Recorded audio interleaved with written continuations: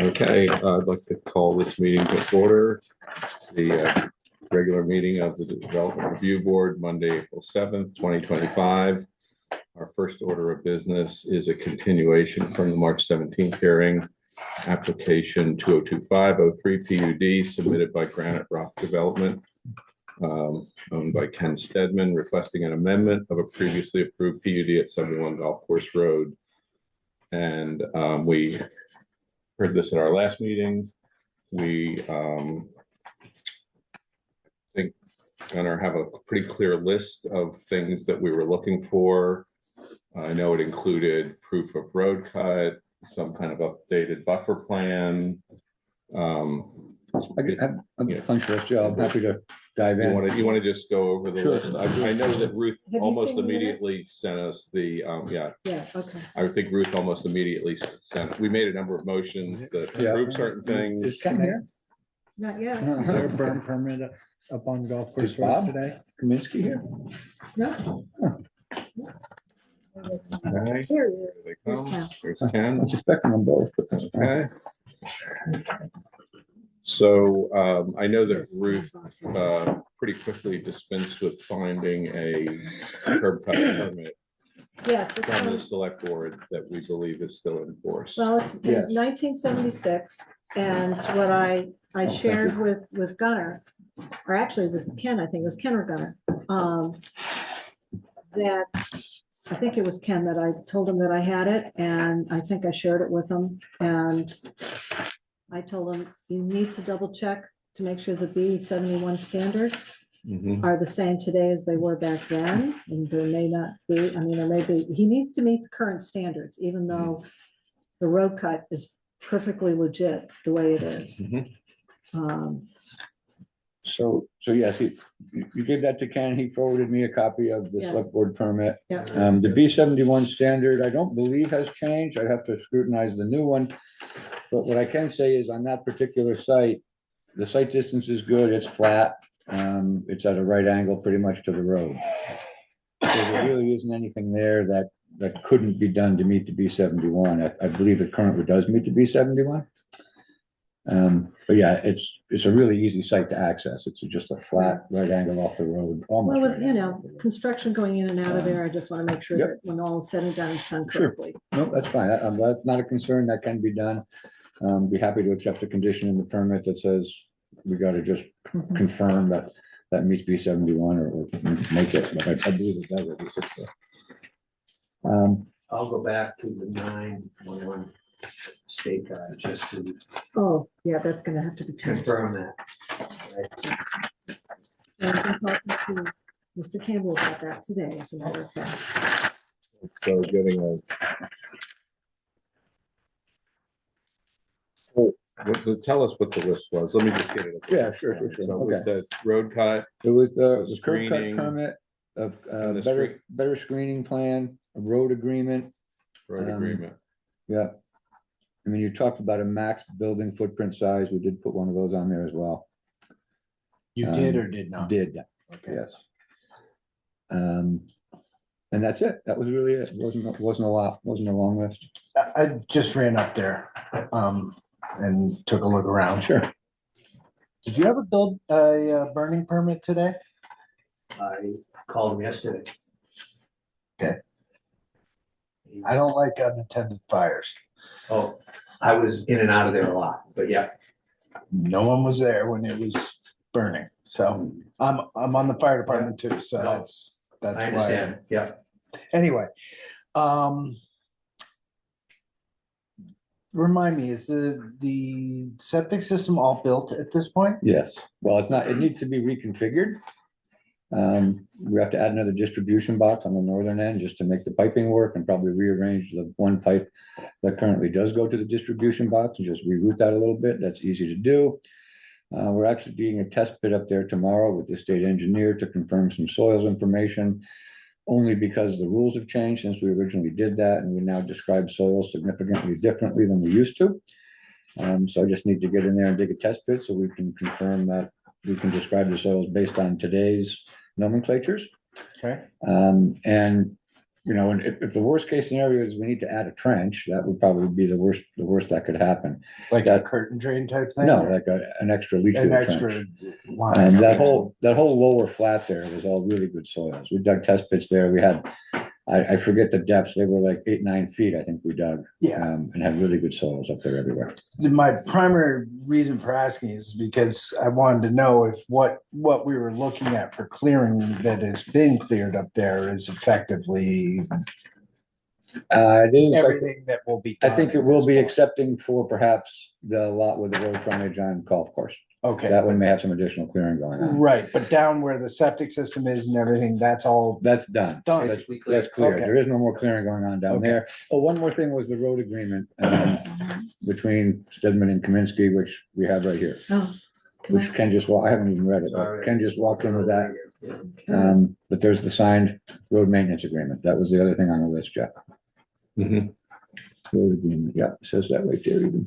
So I think the only one that you really need to show us is well, there was also listed in the minutes of fire department review. Yes, fire Right, department that was review. on, I got just an to email, complete the Jeff sent list. me an email and I got back to him today, but it was, I'll have to hear what Jeff has to say, because the email really was just asking him whether this was a driveway or a road. Yeah. So we can certainly make some adjustments if we need to satisfy the fire department's concerns. But Jeff, are you gonna stay for the second hearing? I'd put you right That's on why now it's if you're here, I not. think. You're I'm here. actually here for this one. I didn't realize the other one was happening. No, the other one's a I'll take sketch, part of it. sketch The other plan one's a review. sketch They haven't plan, been yeah, to you it's yet. not- We're just gonna tell the other one that they have to come to you. Well, I sent him the sketch plan, said, hey, Yeah. well, this is coming up too, just as on your radar, here's a map. you But if know, you're here for this, why don't we deal with the fire department first? You don't need to Yeah. hang out unless Yeah, you we want have to. a long way to go on the other one, so I mean, we can work with Jeff as we fully develop those plans. This is sketch plan. Yeah. Yeah. We're aware that we're gonna need to make, you know, I'm not showing things like the pull-offs and the this and the that. It's not, we're not at that level of detail yet. Okay. So, I've had conversations with Jeff today about the signage as far as numbering, because that's gonna have to be redone by the E911. Mhm. So that's on my to-do list tomorrow with Julie. Right, but the access to the houses as proposed and So the access seems fine. The only question or comment that we would have is if there could be some place of a turnaround, because you're obviously gonna pull into whichever property, and there's not a lot of what appears to be turnaround space in the land. Okay. So we're not coming back all the way out. So there's a space between the Right. two building lots that has like a little, parking view thing? yeah, like it looks like Yeah, almost like a yeah, island in a yeah, sense. yeah, sure. We were trying to figure out what that exactly was, if that was for a drain or something. No, this was really just an extra parking spot, for an extra parking spot for that house and also potentially more turnaround Okay. space. But the idea would be to configure that bottom so that you have basically a hammerhead between the two driveways. Okay, all right. That's the goal. We backed out of worse places, so. What was the finished driveway, like maintained driveway width? Yeah. You know, I've forgotten that. I want to say 14 feet. I will verify that right now. For a driveway, it's supposed to be 12, but because this is a road, does it change I think to? once 14. it's, but once it 14. splits and it's just Well, it's- serving two houses. Serving technically, well, yeah. We're showing it. And once we're you're showing it past at the 14 drive Once to you turn pass the in. duplex. Yeah, Once you exactly. pass the duplex, it's 14 feet. Mhm. It's much wider going into the duplex, as you can see, just being up there. Yeah. And the duplex area itself has plenty of turnaround space and all that. That parking area is bigger than it needs to be. Yeah. So yeah, and it's 14 feet going down into the bottom and wider down in here in between the two houses. Right. For all the reasons we're talking about. You need to get a closer look at that, Megan? Can you see? No, I'm good. I remember seeing it last time. And this also is the beefed up landscaping plan. We took some 15-foot buffers, made them 25 because the prior plan approval was for 25. So we increased the size of that. We added the notes about planting some trees based on the Kaminsky's input once the houses get built. Same note as was in the original PUD. I actually worded that. How did I? Up to 5 additional trees to be planted along northeast boundary of lot 4 if requested by adjoiner Kaminsky as per original condition permit number 5. Which I have the original permit. That's okay. And condition number 5 of that, the applicant will be required to plant 5 trees to an additional screening area between the applicant's house and Mr. Kaminsky's house if Mr. Kaminsky puts in writing within 90 days of the new dwelling being occupied his request to the Warren zoning administrator. So that same language is, Well, the only other thing was we said they had to be at least 6 feet high. sure, that's, I didn't put that on there, but that'd be happy to accept that condition, that's fine. And, And evergreen, did we say that? I don't know if you said that or not. We said it. I was assuming Mr. Kaminsky would have some input on what type of trees he would want. Mhm. Yeah, so I Yeah, guess I- if we he didn't- wants, if he he wants- can, mhm. If he wants maples instead of softwoods, I mean, that Mhm. would be his call, Or a Right. mix. Yeah. or a mix, or Yeah. some, I wouldn't, Yeah. didn't want to dictate that, I guess. Right.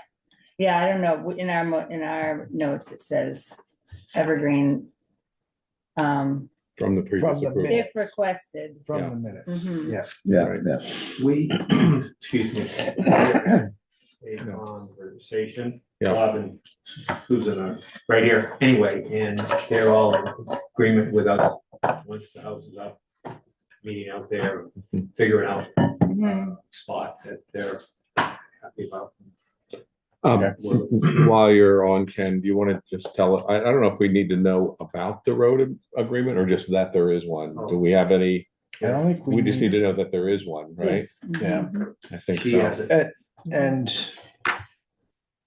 that if there are any disputes, the attorney's fees are covered. That was, Peter was pretty That was into it, yeah. Peter's We spent a famous- lot of time with Peter, right? Yeah. That was his thing, every time. That was his thing every time.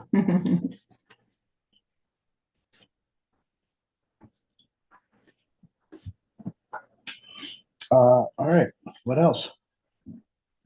What is the maximum building footprint? 3,500, right here, maximum footprint of any structure to be 3,500 square feet. And that includes, when Any you- any that structure. includes so the if there's any- ADU and the house and the If garage, there- all added If it's all together. attached, yes, one big structure, yes. If it's not attached, I each one suppose could you be have two- 3,500. I suppose you could have two, you could have one big one, one small one, and we didn't really specify that. These lots aren't, that's a pretty big footprint for That's these total lots. coverage. Total footprint, total footprint. structure. Building Structural footprint. Yes, and we can make that total between, if you want to talk about being a detached garage and not having two 3,500s, that's fine. They wouldn't fit, okay?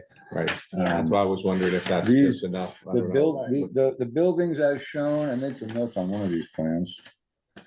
The buildings as shown, I want to say we're in the 2,500 type plus or minus square feet. The duplex, which is pretty good size, is less than 2,500.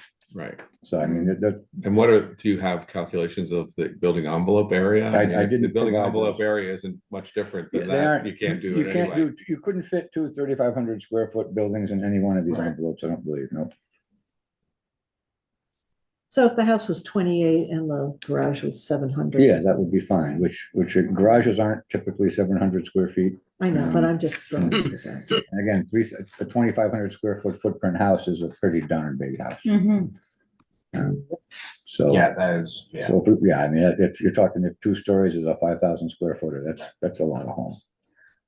So we don't expect, I figured 3,500 was plenty, more than big enough, is why I put it in that way, so. Yeah. While still providing flexibility to the end users, because, we should. Right. Does anyone from the public have any comments or want to ask any questions about the application? Hearing none, I'd move on. Chris, you have another question? No, I'm good. So I would just suggest that at the last, which is as a continued hearing, we, besides the list of things to do, we made a motion that we made a finding that the significant aspects of the existing PUD had not changed, including density and lot coverage, and we passed that already. We made a condition about the tree planting and the screening, which they seem to have satisfied. I don't know if we need to make another motion that we have done that, or if that's already stands as a condition since we passed it. Move, incorporate as a condition, so Yeah. yeah. Right. It's there. And then we condition approval upon the road maintenance agreement, which has been provided, satisfied, and so I think the and we, yeah, so I'm not sure how to best handle these. It seems like they've all been satisfied.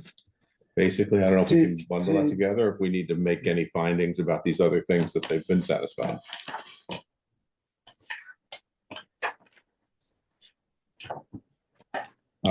Pardon me, John Ricard meant to welcome you to the board. John's first meeting. We kind of jumped right in at full speed. Sure. Do you have any questions or want to go through things? Or I'm happy to slow down and talk about them. But I'm following. Yeah. Did we go through?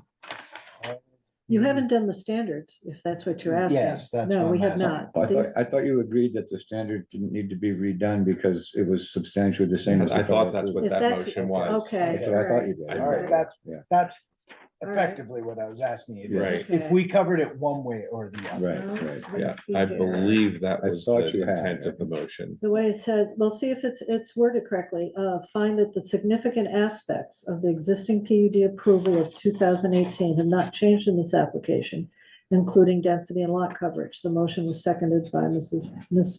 Maffoy and passed unanimously. I personally, Mhm. for what it's worth, would recommend if you guys made a motion stating that the standards Conditional use standards well, this one, for PUD, so PUD no, is like. it's really Article 6, 7, and 8. There's no conditional use in this. Other than the fact that PUD sends you to conditional use Does as it? well as Okay, subdivision okay. standards, which Yeah, I'm studied up on because yeah. that's what we have to do for the Yeah. second hearing too. Mhm. okay. Well, then, just a blanket Article 7 subdivision, Article 8 plan unit development, and Article 5 has been satisfied with the findings and decisions of the previous decision, something along those lines. Just Yeah, I as a think what I'm blanket, trying to avoid, because PUD sends you to major subdivision, and because it's a revision of a PUD, I don't want to have to go think we're Right. sending it Through to all- more steps. I yeah, No, think that's we're, fine. we definitely want to find that it's just as a, And this This is really an is kind of, adjustment to an amendment. existing and not go PUD. back to a whole another thing. I Yeah. like to Right. think of it as an amendment, Uh-huh. but just having a general blanket might be. So I think we should make one for Article 7 and then one for Article 5.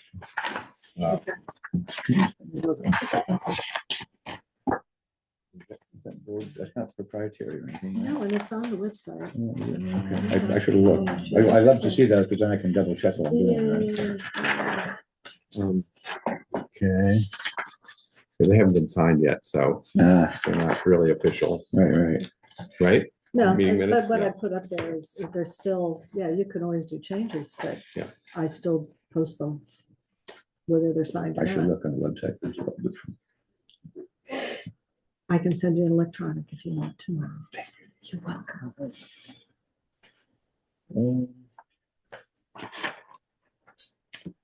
Okay.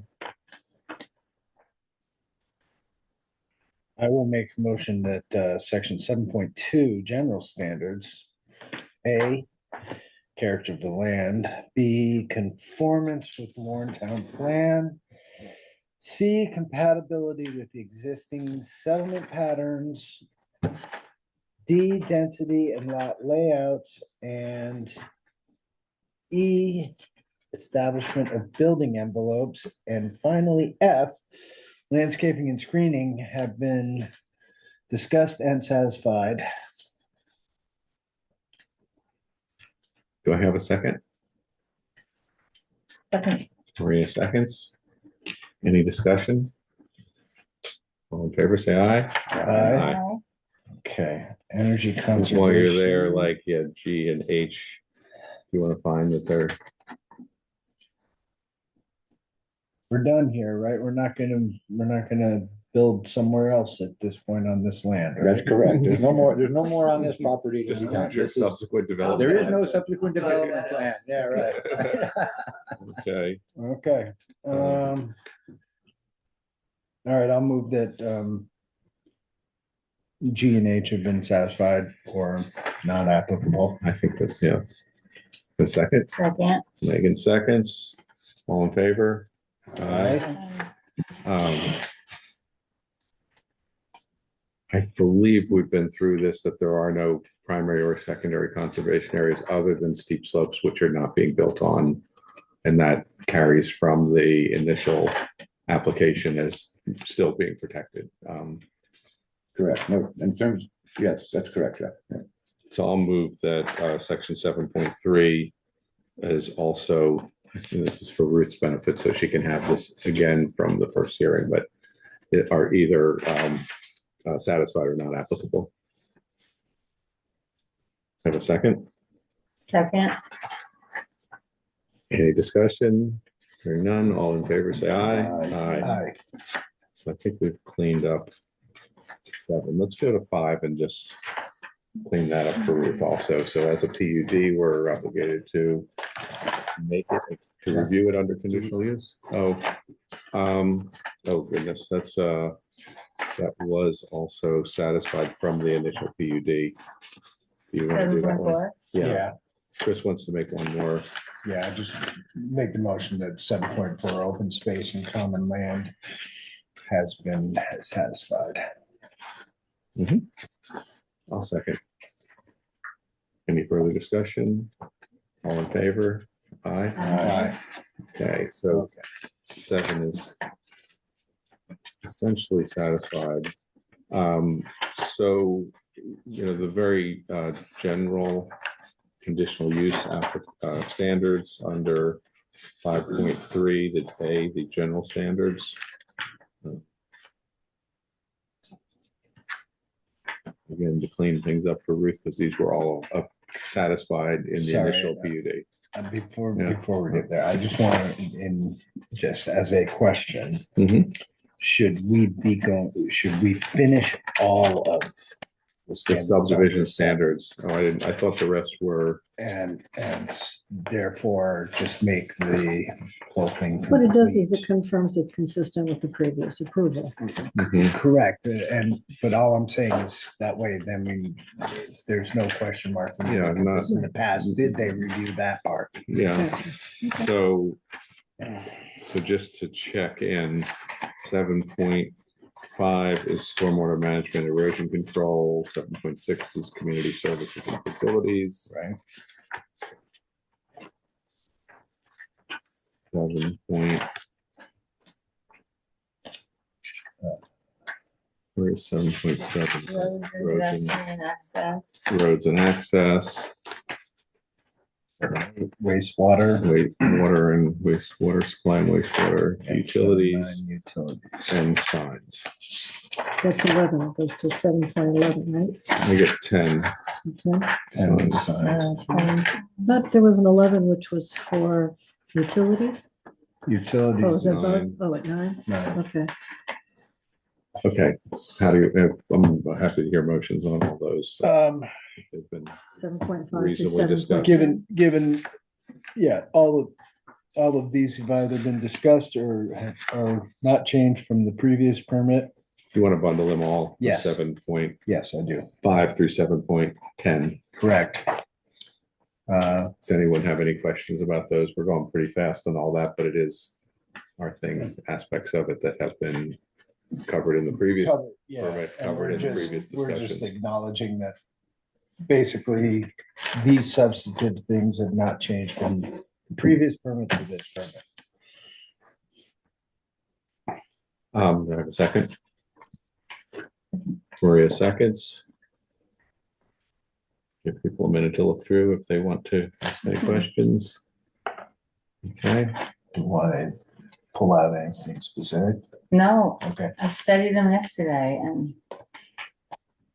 all good. Mhm. okay. All in favor, say aye. Aye. Okay.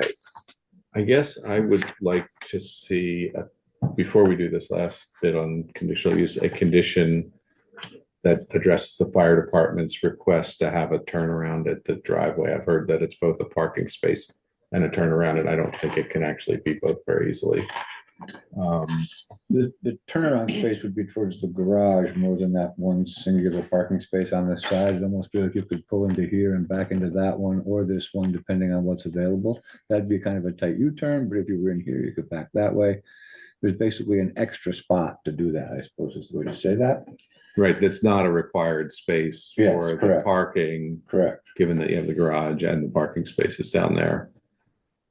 I don't know, Chris, how would you word that, or how would you, like what I've heard is Jeff would like to see the turnaround, that it doesn't show clearly on the plans at this point. Do we just make it a condition noted on the plans? And Would we just take that island out of there? Well, that's what I'm Make it wondering. one- That, I'm just We can looking at that little, landscape it a little that bit little nicer. peninsula that's Yeah. Something there. like this? Yeah, That was a Exactly. good idea. I don't Yeah. know. Sure, fill that I in. think it was meant to define between the No, two I lots, know. Yeah, but But there's no reason. there really isn't a reason And why. Mark- Had it. Yeah, and Yeah, marked that's as, fine, yeah. so, and I would hope that that could just be reviewed by the zoning administrator, not, that can be a condition that it Right, be, that it appear on the plat, I well, guess. it wouldn't, the Do we re- subdivision plot wouldn't show all this detail, so Right. you would be asking for a revised site A plan. revised site plan to be reviewed and Yeah. approved by the, filed Right. with the And that's what we're trying to zoning accomplish, just administrator. filling in that Exactly. area. That and is with what we're trying. with the parcels different, that whole setup, these individual parcels, you're gonna need a Mylar. Oh, yeah, it's a subdivision involved. You just won't have all this detail on the. No, we don't, we don't, the surveying requirements or rules really don't actually allow us to put all this gobbledygook on a survey map. Besides from which it would just be way too busy, so. Yeah. But yes, I can certainly get you a revised site plan. I'll give you that one that showed that colored in spot. So I will, made that I made motion. that motion. Do I have a second? That's revised. to That a reflect that. revised plan will be submitted prior I'll to the second issuance that. of the permit. Look at today's date on All in favor? Aye. Hi. Are there any other conditions from any of the other things that we have addressed here? In addition, I don't see any on my list. Anyone? Okay, so then, it. with that, I think just because it's a PUD, we're obligated to, as a conditional use, as we said, verify at least the general standards. So I'm just gonna move that general standards A1 through Are you in 5, conditional use? conditional use. So we're not doing Article 8? We don't need to? No, PUD? I think that's where we said, if you go to PUD, it sends you to 7 and 5, Oh, okay, got it. unless you think there's something in there Mhm. that we need to do in particular, but I think the purpose of saying that it's an, And because change we're of an just existing revising one. an already Yeah. approved PUD, those standard, that part's. and the finding was already that we voted positively on was that it met the same Mhm. conditions There as a was no PUD. substantive change on Yes, that yes. part. Unless, if anyone wants to bring up anything, I didn't see anything. I did scan it again. I'm good. You were going to go for 5.3. 5.3, I guess I would just bundle them as we often do, and especially since it's already was residential and now it's residential and Mhm. It's more residential. and the actually. character of the neighborhood is more the definition of size and shape of houses in a certain arrangement, not any particular architecture. But it still has to meet the height standards and this, the other characteristics of the regular zoning code. So I would 1 through. move that 1 through 5 are either satisfied or not applicable. 1 through 5. Yeah, Second. You got Megan second. Megan seconds. So just to go through these, John, we go through these often and sometimes one at a time because in different projects, they're very, different aspects become very important. But it's, capacity of the community facilities and services to handle this. It's in the Sugar Bush Village. It's the character of the neighborhood. So that often comes up if someone's trying to do something that's like not in the character of the neighborhood. Whether it impacts traffic in any significant way. Again, because it's in the denser place where the traffic is pretty busy at times anyway. And it doesn't add much to it. And bylaws and ordinances, that one is a deeper dive into the town plan, into regulations about lighting. But these kind of applications in and of themselves often don't offend any of that, but they often leave the buyers of lots and the builders of homes subject to having to meet all these regulations, but that goes anyway. And renewable energy resources is usually whether it shades other neighborhood properties by the basic size. It was written at a time when and still are a lot of solar energy installations, but with buildings this size, and especially with ones being built down in the lower part of the lot, I don't believe that there are any significant impacts. So we're going to vote on A with those general standards, which we vote on every time, and then B, the specific standards are optional, that depending on the project, anyone on the board can make a motion on any one of these things if we think it's important for the project.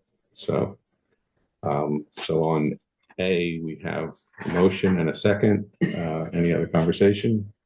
Questions? All in favor? Aye. Aye. Okay. Does anyone see any of the specific standards that haven't been addressed yet? I mean, we've already addressed landscaping and screening. That's been addressed. Actually, no dumpsters or anything, community dumpsters or anything like that, right? Okay. Yeah.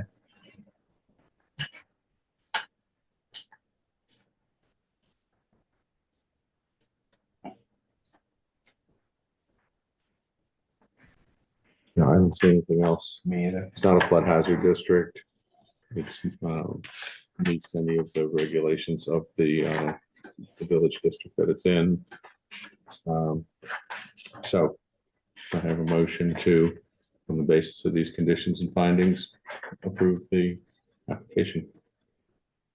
You made that motion or? No, I said, do I have a motion? So moved. Do I have a second? Second. John seconds. Any further discussion? All in favor, say aye. Aye. Okay, Great, thank you. thank you. Thank you very much. You're welcome. Right here, I did stop back over, it's now smoldering. You want it out, is it okay? Ask the chief. All right, check, fine. I mean, I was just up there, I was gonna get it. It's just a I point. get it, no. We'll let you know if we do. Don't. Just put it out, whatever it is. Thank you very Okay. much. Very good. Good luck then.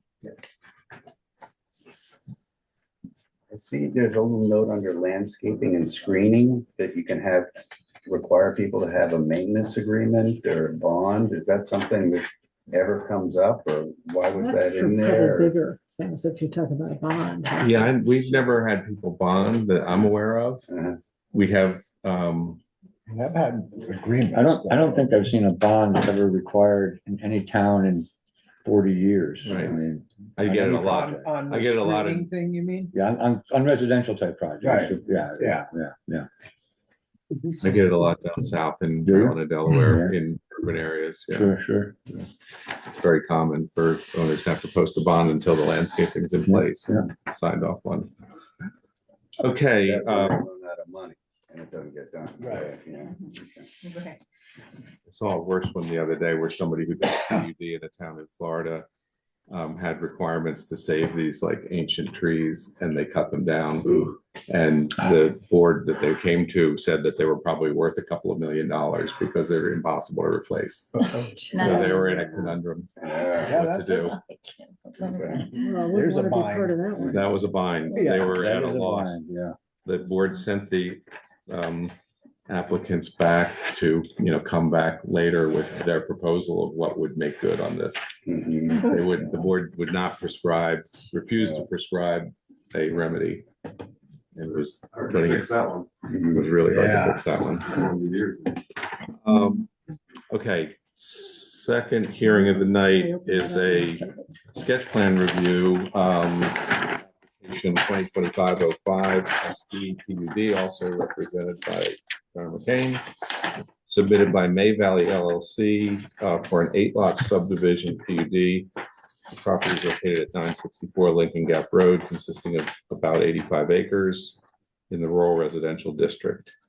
It's proposed 8 lots using the PUD to allow for flexibility of lot layout and to address road frontage. Lots will be suitable for single-family home sites with lots 2, 3, 4, 5, 6, 7, and 9 ranging in size from 1.7 to 9.8 acres. The balance of the land, lot 8 at 49.5 acres. Lot 1 has been conveyed and is not part of the PUD. I guess that was a previous subdivision that Yes. happened Yep. a couple of months ago. A few year or months so ago, probably. Oh, yeah, It's kind of like this time last year. I wasn't in on that hearing, but I remember it came up. The application will be reviewed under the Warren Land Use and Development Regulations. I guess I'd say a couple things. So one is I'm chairing tonight. It's a neighboring property of mine. I don't believe it's a conflict. I don't see anything inherently that will affect me. But Is it abutting it's you? immediately abutting. This is Jeff's house right here. Yeah, and my property abuts about maybe, I don't know, 10% of its perimeter because it's a big property next to my small property. So I just want to say it publicly that I'm right there. I know the property intimately. I've played and recreated on that property for 35 years. So I, know it very, very well. So I don't know, as we get farther along in the hearings, if anyone has any questions about, whether I need to not chair or whether I need to recuse, I'm open to the conversation. Just wanted to put that out there. I think the other thing I'd say is, I appreciate that the applicants publicly warn the neighbors, which they don't have to do for a sketch plan review. So people have been notified in the neighborhood to come at this very early stage where we're often just kind of setting the parameters and reviewing things in a very preliminary way. I think looking at the plans briefly, I think we're going to learn a lot about why they're like they are, but it seems like a fairly convoluted plan with a lot of difficult roadways to get to odd lots. And we're just going to have to kind of understand how and why that came to be and if it's okay. And I think I'd really encourage members of the public and the board to ask a lot of questions because I'm sort of After curious, we're but done, though. yeah. Well, and I think I'd want Mr. McCain to first kind of just give us a whole How'd you get here? how'd you get How'd you get here, here? Sure. how it why it's a PUD, how it meets. The thing about PUD that's really unusual for us that we don't do very often is it really asks us to look at the town plan.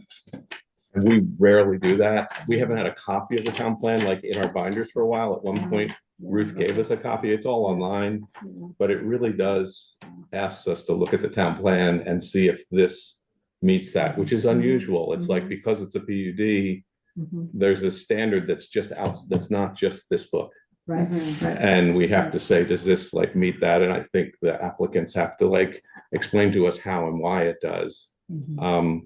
Frankly, I'd say there's a lot of stuff in the town plan that talks about not about this stuff. It talks about, concentrated development in village centers and all that. So, I'm curious to hear in what ways that the PUD standards meet this, but with that having said, please present. Yeah, I want to start by introducing Jason Fiorita. He's actually in May Valley. This is his piece of land, his project that I'm working with him.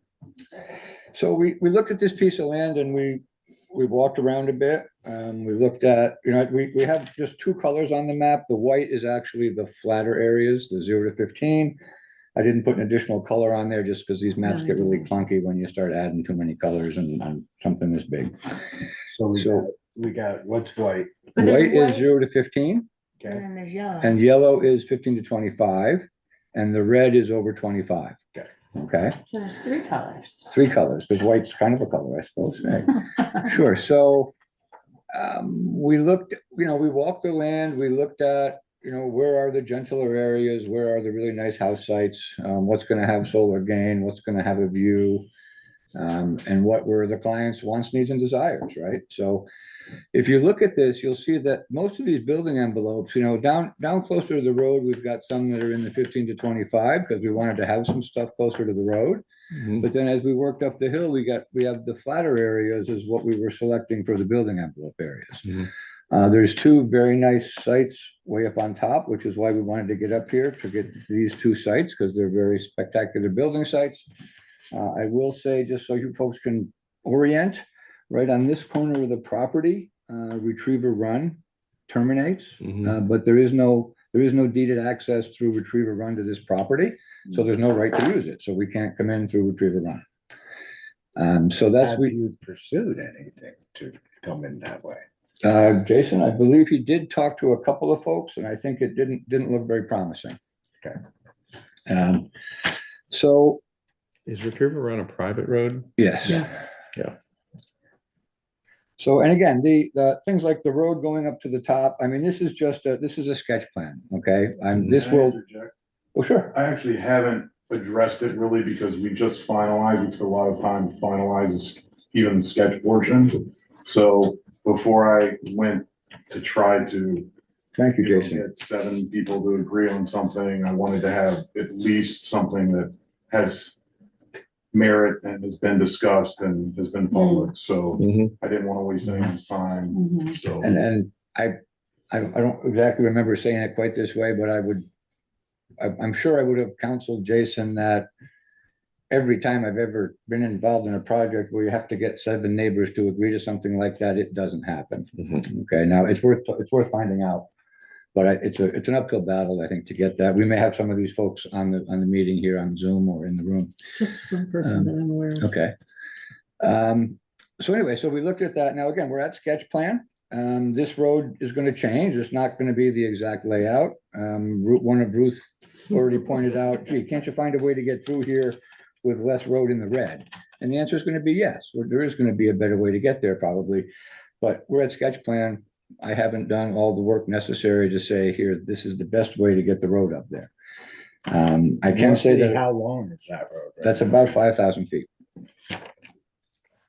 So, we got to go out and vet all of this and make sure we're good. We have walked all this. We have had like portions of this wetlands have been delineated on this side, so we know where the wetland was over here. This other side is more of an approximation. We didn't actually delineate, but we're not doing anything over there. So that's less relevant than the side over here where we knew we wanted to come around with the road and a couple of building envelopes. And one of the big parts of the PUD too, and I thought it was in the narrative, I guess it wasn't, is to not have to meet property line setbacks to the road. Mhm. That just pushes everything out farther and uses more land and didn't make a lot of sense. So we, went with the PUD route. That's the primary reason. I believe these lots do all have frontage, at least on the development road. Maybe not this one, but that's a flag lot. So that's, so we looked at where the flat areas are. We looked at where the nice building sites would be. We looked at some, what would be less expensive properties and some more expensive properties and tried to get a mix of those. And those were all sort of the targets of the project that we were trying to accomplish. So that's pretty much how we came up with this basic layout. We have, like I said, we've walked all of this. We know where most, well, we haven't detail mapped it, but we've been on it pretty extensively. Yeah, so that's sort of how we got here, Jeff. So tell us about the logging that's happened there. Like what's there's been a pretty extensive logging. That's what many of the neighbors have sort of been talking about. That's pretty obvious. It was, Yeah, well, nothing hidden, but it's, I've heard from Ruth that it was a plan done under the, under the direction of a forester, and it was a properly done and, allowed kind of use. The gentleman who bought lot one is a logger. Mhm. He does this kind of work. And when Jason came and said, yes, we're talking about logging this, my initial response was, well, have him go talk to Ruth, because we're going in with a development project. And whenever you go out there and start logging just before a development project, the red flags go up. Mhm. So he came in and had that discussion with Ruth. Talked about what he was gonna be doing and how he was doing it. I have not walked it since he's been in there logging. Mhm. So, Just to confirm, he was just as an advisory role. I hired a local Dana Cowboy who did all the logging, who's certified timber. And But he did it as per this individual's instructions. No, per No? my instruction. You're, He okay, was just on site because I Okay. don't live on site. And okay, all right. he was just kind of my eyes and ears to help out. Because he sounded very knowledgeable about the Extremely- logging he is, process. oh, he is. Extremely knowledgeable. So it And, was beneficial to have him. And, okay, and I wanted to make sure it was done without a slash and burn kind of. Yeah, approach. we didn't, it was something that was needed to be done Yeah. regardless. Right. I tried to do it last winter and timing and Mhm. weather didn't work out so well, so it was done. I wanted to obviously get it done before this, but we didn't do a heavy cut anywhere. And we didn't do any clearing of sites or anything like Right. that. It was just basically, and there was a lot of regrowth up top, so we needed to address that. And then the bottom was a lot of softwoods that were dying, so. It was extensive because there's a lot of acreage, but for, So it was more of a cleanup and for the forest, if you were not gonna develop at Forestry all. management. Exactly. 100%. Has the property been under, Current use? current use plan? Is it under a current use plan? No. Well, if it were, then you couldn't subdivide it, correct? Well, you Well, could, you just you have to would just remove. lose your current That's use. what, that's what- yeah, yeah, you just have to take pull it out of it the out. program, I sure, see. sure. So how, it's a tricky one. How can we be assured that it was done properly according to state standards? Because a certified forester was involved. and- I didn't hear that, Oh, actually. Dana- I heard that a logger did it who knew a lot. Did you have a forester involved? Yes, I thought that's Dana was a exactly what forester. happened. Yeah, Dana Cowboy was a certified forester, Licensed forester. 100% licensed. I have contracts. And Michael, who was my neighbor, just Okay. was, eyes and ears because of his experience. whatever it is. What was his first name again? The. Dana, DJ. but No, Dana, the other one, Michael Fahey. Michael, that's right. He was the one I spoke with. Yes, Kind of an owner's rep, kind of a property rep, yeah. Mhm. Yes, sir. who lives on site and has experience doing all the Yeah. work, so. I can get you Dana's contact as well as the contract and whatever y'all need for that. Yeah, it is an interesting question, but Said his name's Cowboy? His last name? Covey, Oh, so Got it. I just kept hearing cowboy. I couldn't not hear it. Yeah. okay, but like specific house sites and stuff have not been cleared at this point. It's literally just timber harvesting individual trees. Now, let me ask you something. In that clearing, it's kind of created a woods road, kind of going up through the property. And was that done, because I haven't walked it yet, I know somebody who has, is that done similar to what you might end up doing for a road? I know you haven't been up there, so you probably can't Yeah, answer that. Okay, I would tend to doubt it. yeah. a lot of that logging stuff goes more straight down and kind of the Yeah, yeah, waves, but okay. they're probably at the lower section, there might be a little bit more. Kind of like This last little Spiridon, bit, kind of maybe like just coming into Spiridon, here, right? yeah, Spiridon went straight up, but we did yeah, the, yeah, yes, okay, sure. all right. Gunnar, I noticed on the southwest corner, there's something that's hatched that just says conservation area. What's the conservation area of that part of the parcel? That's a wetland, It is a wetland. yes, and that was delineated. So there's a class 2 wetland there, the buffer is shown. We did have like I said, we had portions of this bigger wetland up top, which is the wetland, Jeff, as I'm sure you know, feeds the stream that runs down onto yours. Yeah. So we're staying away from that whole wetland. And like I said, we did delineate portions of this because we knew we were gonna get close to it, or thought we would. Didn't delineate, like I said, we haven't delineated the backside yet, and whether or not we do, I don't know why we It's, would. it's quite either honestly. steep or wet. Yeah, I right. understand. Yeah. Yeah, I got it. Yeah. Go ahead. So yeah, we did have the biologist out there. We had Shannon Morrison from the state out there to confirm this stuff. And we The mapped in stuff that you the did map, wetlands, the wetlands, this but wetland not and that this. one, Well, I believe she also looked up here. but not this Not this portion. side, right, not This, this this side. little U Correct. shape down in here. There were, yeah, we flagged these areas along in here. Mhm. Those were flagged by the biologist, as was this. You know, we have to do a little more groundwork out there. At some point, the snow started falling and we couldn't quite finish some things. But we have to look around just to make sure that we're respecting all those resource areas, to be sure.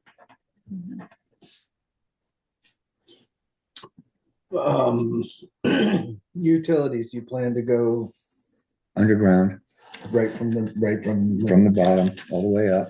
And the power company generally likes the utilities to follow the road unless there's some reasonable reason not to. They like their infrastructure along the road on, well, she mentioned the one we did a year or so ago where there was a logging road going straight up the hill that was too steep. So we did something similar to this with several switchbacks.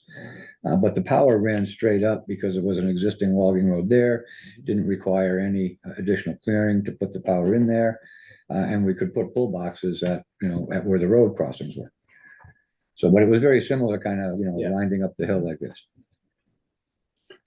So tell me about streams on the property, Gunnar. I can see some noted on the plan, and then I see some on our town mapping, and I'm not sure they totally are Well, this is consistent one, with each other. obviously, this one here, there's Yeah. another one that comes down on the eastern side of the property.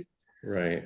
There's a drainage that comes down through here. It's not a stream, not a blue line. It's just, you can see from the contours, there's a drainage coming Yeah. down through there. Yeah. This shows two blue lines. So what, Yeah, well, this is just out of whack compared to reality.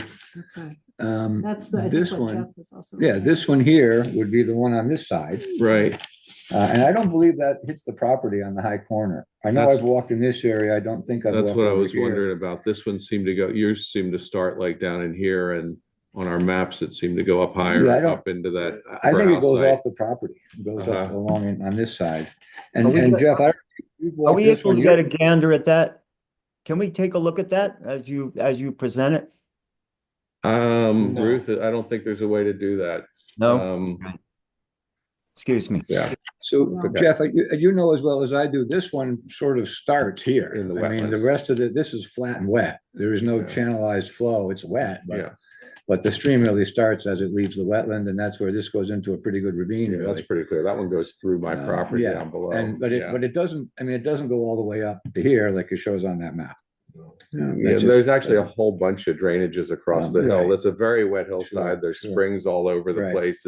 I imagine as you get more refined, you're gonna find some little drainages coming right through some of these house sites, and you're gonna have to We'll have to make adjust. some adjustments. So Absolutely, it's sure. just, That's. but and as you know, we don't regulate seasonal drainages as Right, much. We right. regulate streams, but typically we go by the blue line on the mapping, and so I think we'll have to go to some effort in your next steps to Well, but this prove is, that they're not there. If they're not there, we'll have to go and walk it. In this is the, Oh, a yeah, tax yeah. map. This is not a. I know, but they have the blue lines on there. the blue lines match up with the USGS maps Yes. that Oh, we've they used do? forever. Yes, that's. That's they're where they blue come lines. from. Yeah, that's what, the blue lines are. they come So I off- think it is gonna, so let me step back. I think we're gonna have to do a site visit, but we're gonna have to plan a couple hours, because it's like, Oh, it takes yeah, like an hour to there's a walk lot up of there and an space hour to out walk there, down yeah. and a lot to look at on the way. Well, you So, know, I would, when yeah. that time, we're getting ahead of Yeah. ourselves, but Yeah. when that time comes, my suggestion would be, let's see if the retriever run people wouldn't let us park up here Yeah. and leave some cars down here, and then we can just walk downhill. That'd be, That would be, that would be a much easier way to approach it'd it. be good for all of us, but Yeah, it is, yeah. but that's. I can usually tell the- you that's not going to be warmly received. Yeah, Just for a site visit, Bob? Okay. Okay, I guess we'll No, have to the walk. retriever run aspect. And I'd like to say something about the drainages as someone, But, who- just a second. No, We're we'll not we'll done get with to the our public part. in a minute. okay. We're still on the board now. Thanks, Bob.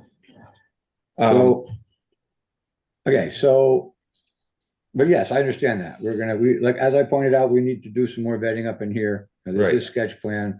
We know these areas, we know where some of these areas are. We gotta do more work. Right, so Absolutely. you'll put a little more time into Sure. determining where and how important the streams are. Yes, At some point, we usually go walk and say whether we agree that's a stream or not. If you're saying it's not, it's on the map. We've often gone on properties to look and sure. see whether we agree with So that. this gets a little tricky though, because it's chicken and egg stuff. All of a sudden we're,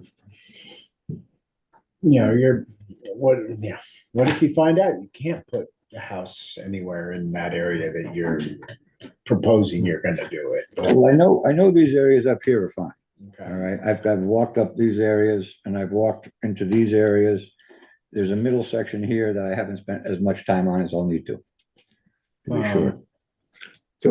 So the top two lots are kind of the saddle of the hill. It falls off in both directions, north and south, The right? saddle's down the middle, Right. right. And it correct. So goes this is from like the high upper ground. part of the Frost property over into the, I guess it's state property, it's part of the Camel Sump State Park, Over here. which there's a was the piece old of state Ward land, Holdings, yes, right? yeah. That, is it immediately abutting that? Yes, this piece That's here the- is state property. Sugarloaf Peak, yeah. Yeah. Which is a protected state park. Oh, yeah. State forest right now, Yeah. so. But there is that, like, just so people know it physically, it's sort of the whole property falls off to the south. Except for right along the saddle where those two houses are, and then it falls off to the north and maybe a little to the west, and. There might be Yes. some views to even Sugarbush and the ridge from the lots above Retriever Run. I could be, I'm not aware of that one way or another. Yeah. Are there any houses at this altitude anywhere near here Sure. that you're aware of? Sure. There's houses at Retriever Run. Right, There's houses off Caspar Lane. Caspar Lane? Caspar. Caspar Lane. all there's down one that backside right over about there. here. Okay. So yes, there's definitely houses on at these elevations are Oh. similar. And I think the one on Caspar Lane might be the highest. I'm not 100% sure. I'd have to look into that a little bit.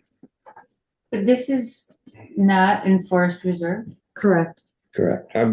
I would actually is like that? to check that out. I looked on the map and the top of Sugarloaf Peak is Forest Reserve on our zoning map that I found. Well, when And I- it had a circle around it, but it didn't have property lines overlaid with it, so I'm a little curious whether that's, when I did the, case. the parcels on our GIS and did the overlay of the Forest zoning Reserve. districts, it was not. But it is the top of Sugarloaf Peak. But this boundary line doesn't go absolutely to the top. Right, I understand. Oh, okay. I'm just double Yeah, yeah. checking. No, it's not too What's far the away. elevation You're there? right, there is an It's almost abutment. 1800. 1800, yes. I always thought 1800 Forest right here. Reserve was a dead line at 1700. Me too. And Yeah. and then Ruth says, no, it's where it is on the map and it's different in different parts of town. So it's just something for us to all learn about, I guess. Double check on that, certainly. I was agreeing with Ruth. I did not think this was in Forest Reserve based on the zoning maps. I mean, it's not that things aren't allowed in Forest Yeah, Reserve yeah, either. no, It's just yeah, like sure, another sure. level Well, of just let's review and confirm it. study Yeah, and, Sure, sure. yeah.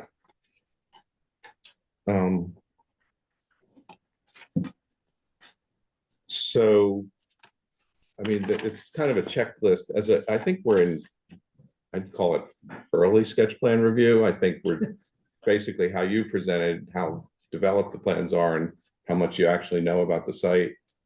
I'm not sure how much good feedback we can give you other than the checklist, which mostly you already know. Now, we will go to public comment here because I think since you've been so good as to inform Maybe people. having a site visit that's not necessarily attached to a meeting or something, I don't know. Yeah, I don't know, but I think that would be. I mean, all the standard things we know are slopes, which you've addressed, which you know you need to address better.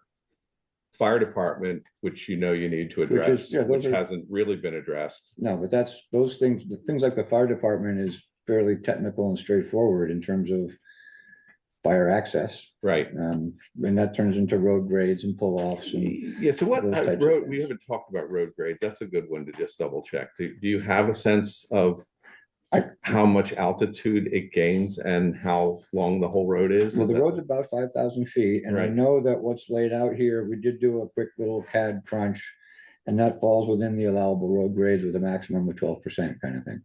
Right, so you think it's doable with a max 12%? Yes, I- With I enough do. switchbacks?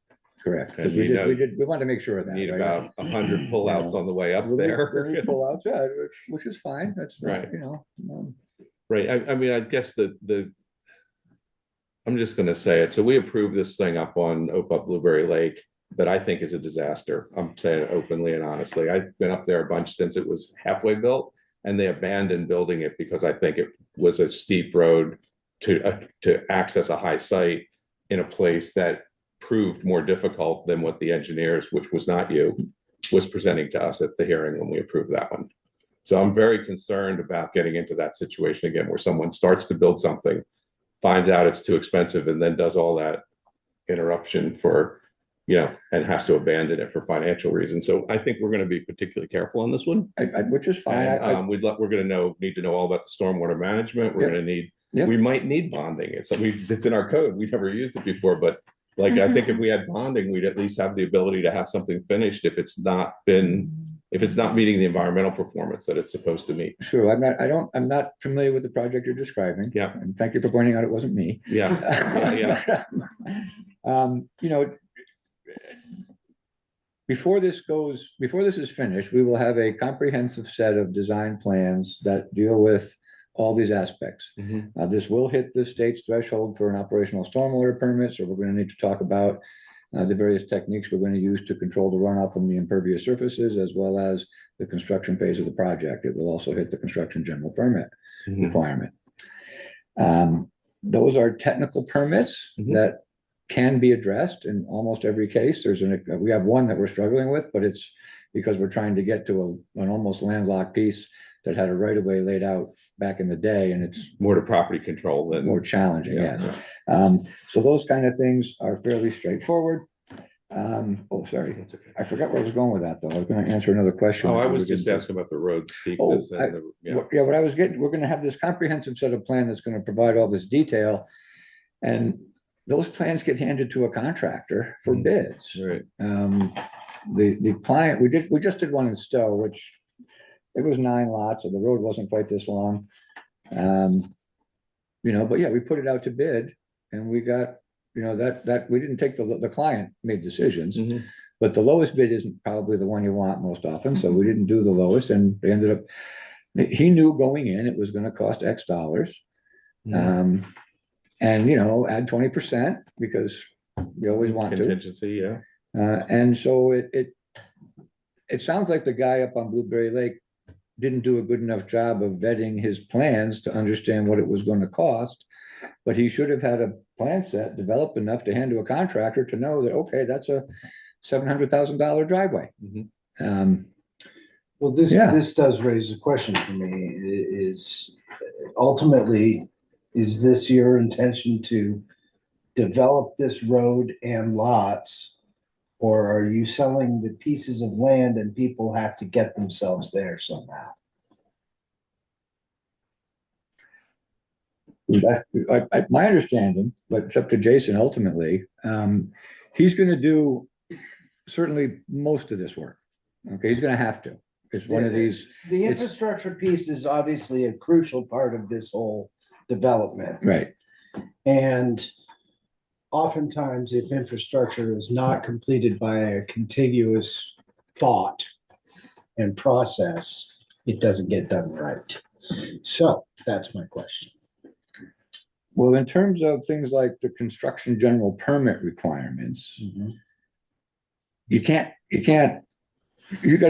sort of do a section and tidy it up and then move to the next section and tidy it up. You can't just go cut all the trees and then just go disturb all the earth and then start laying gravel. That's not how it goes. I'm just talking about like 10 years later, somebody said, okay, I'm gonna start to add on to this part. And I don't know, it just, Let me Yeah, ask I- a related question. What's a road and what's a driveway in this plan? Well, that's an interesting question. I've always wondered how your definition works. Your definition says that, how does it, I forget, well, I'll I tell you think what, it's a I'll driveway read it. is 3 or Oh, a driveway is 3, however, 4 or more is a road. right, And then we no, have that's, certain standards for those, but I don't know if That's that- If it serves four or more parcels, The part that I've always it's it wondered, has to be served by a road. It's called a road, and then the road has certain standards. Driveways have certain standards, but then I don't know, what I don't know about is if the state standards align with our standards. Like the state may have a different requirement, the state has no dog in the fight, okay? This is what's a private road, what's a driveway? It's a private road. They don't have a definite. So it's this whole part about the general So you're, permit is just because of straight up impacted area. yeah. It's stormwater you want- management You want to driven. limit the amount of Whether it's a disturbance they have at any driveway. given time. Yeah. It doesn't matter if it's a road or a driveway. Okay, that's And clear, that, thank and you. that even applies to single family homes now. They used to be excluded. They are no longer excluded from those permit programs. Right, and we're not in the new version of Act 250 yet, right? Which is No. gonna require an Act 250 review for anything with 800 feet of road. Well, I don't know if that'll Yeah, actually high. come around or not. Yeah. That was, I thought that was what they well, were see, adopted. back in the earlier days, there used to be an 800-foot rule where Right. any traveled way serving two or more lots was considered a road. Right, Well, they scrapped that rule because that basically, and I did it more than a Mhm. couple of times, that encouraged the people to say, okay, I'm gonna do 790 feet of road and then 500-foot driveways Mhm. instead of doing Mm. 1,400 feet of road and 500-foot driveways Mhm. or 100-foot Yeah. driveways. And I, when I said to the client, yeah, it's twice as much time and money to go through Act 250. They're all like, no, we're not doing that. We're gonna do a, so they got rid of that. That was one of the worst rules they ever had Mhm. for that reason. Yeah, but they recently are trying to They're trying encourage to development get- to be in developed village centers. And I thought I understood that last year what they passed was that even towns with zoning would have even residential lots with long driveways or long roads. I don't Reviewed know by that Act one way or 250. another. I don't know That's that what, one way or another. that's yeah. what I believe Yeah. is the coming rules. Okay, well, those, Yeah. I know they're looking at that now, obviously. Yeah. There's a newly formed board, I think, that is dealing with those issues and trying to come up with what would be the appropriate set of rules for that. And I don't know that there's been anything final yet, but I haven't been following it closely, I will say. Mhm. So, Go ahead. Just to address and answer your question Sure. directly. Yeah. The intent of this project, and for me, is to deliver lots 1 through 7 developed to the Okay. road.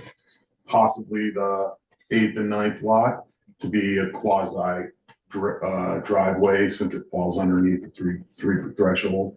All of this was done to stay under Act 250 in every capacity. I obviously have enough land to maximize this thing much differently. Mhm. I think Gunnar is trying to be kind in the due diligence that he has already spent on this lot and this land. Excuse me, on this land. There are some waterways that bisect, if you will, but we have extensively over almost years instead of one season looked at these, and that's primarily why we position them where they are, and for density issues and neighbors not seeing one another and those things. But specifically to your question, up to kind of that hook, if you will be developed, not necessarily pre-sale, but as turnover with contract. and I think it's relevant to point out that Jason's family has owned this since, Maybe 50s. so they've been here a long time. They're not, this is not, Yeah, that's all great, but Yeah, it just- shouldn't have any No, bearing. no, just that they have spent time on this. land. Yes, It yeah, isn't- yeah. It isn't, he's not, yeah. Okay, so, I guess I'd like to open it to the public for questions. Do you have anything else you want to present first? no, I think that's fine. I think the questions would be the best way to go. Okay, since there's people on the screen and in the room, I might just bounce back and forth a little bit. Oh, okay. So anybody in the room want to say anything? Ask anything? Okay, Not yet, but maybe in a minute. Yeah, okay, okay, yeah, I'm Damon Reed. I Yep. live on the opposite side of where the logging operation is, on the south side of Lincoln Gap Road, on Mhm. Lincoln Brook Road. Okay. I have a question about the entrance to the project. Is it where the logging trucks have been entering the property? It's the existing driveway that's always been there. I would like Yeah. to suggest that the entrance to your project not be there. because there's a very dangerous blind spot at that crest of the road right there. And this afternoon, it was a good example. While the fellow was loading his big skid steer, whatever it is, onto his flatbed, he was on the south side of Lincoln Gap, right at the entrance. You could not see around that truck. I have to crawl till I was parallel with him, and So he just lo wants and to behold, move right forward at this way. his back bumper So was what's a this? car waiting to figure out, He is said there it's a somebody wetlands. coming or not? And that's a buffer around. And it. you could not see each other. And we've noticed that all during this Where operation, Ernie and Ed that grew up. it's really a Oh, rather really? good That's spot, that. particularly if you're gonna have multiple cars entering, exiting Foundation multiple right about times a there, day. like old bricks and stuff. all I over. think So- they move it, we could somehow move it further west. So we will come back with site distance information. I can fully understand that if there was a large truck parked in the road, you couldn't Yeah, see that'd be a around it. little That tricky. makes sense. Is this, Damon, you're talking about Um, coming from Route 100 up the hill is where it's blind. Yeah, Yeah. it's blind, even with nobody else on the road. You can't see the car right at that spot until it's just about on you. Right, so, and what, Ruth, how do we do it with the select board and curb cuts if it's something of this? It's an existing. It's an existing driveway It's for a existing. single family house. Existing, but But then you're gonna be adding a lot of traffic to it, Right, with right, 8 right, right. houses that can all have Well, that's a good accessory question. dwellings. So You have we did- 16, you could have 16 families living up there, so what's our obligation to have that, I actually looked at looked at by the select I board? looked at that issue, Yeah. the site distances and whatnot, and I don't have the numbers for you. Mhm. But we talked about whether we could move that entrance up or down Lincoln Gap, and the conclusion was no, where the driveway is great site distance and is the best place to put it. Now I'll revisit that and come back with site distance numbers. There's a technical way to evaluate that in terms of height to eye, height to object, et cetera. And we can certainly provide that information. I think it's us, but I think more importantly, I believe the select board should review Yeah, it sure, and, sure. and reissue a curb cut, given the amount of use that's. The volume that The volume that will be used. I don't Right. believe Right. that a previous permit or an existing driveway carries the weight when there's this much being I added would tend to to it. agree that we'll need Yeah. a revised curb cut permit from the select board. My understanding is we're supposed to come through you guys first before we go to them. right, that's correct. So, Yeah. we haven't done that yet. We're just Yeah, highlighting no, these things. sounds- thank you. Yeah. yeah. Anyone else here? Anyone on television? I think, Bob, you were. Sure, I'll speaking speak, before- I'll jump in. So first of all, Gunnar, I just want to reassure you that I live on Retriever Run and there's only 4 of us. I don't think I'm pretty adamant that it wouldn't be well received. We've experienced a change of ownership of one house that has provided a lot of traffic on Retriever Run, so the road has taken a beating. We're not gonna, it would be a financial burden to all of us that live here now to really put a lot more traffic on that road. So that case being, I have a couple of other points. Unfortunately, our new land use regs are not in place. I think I'm concerned about the steep slope, and I'm not in the butter. I'm a neighborhood concern.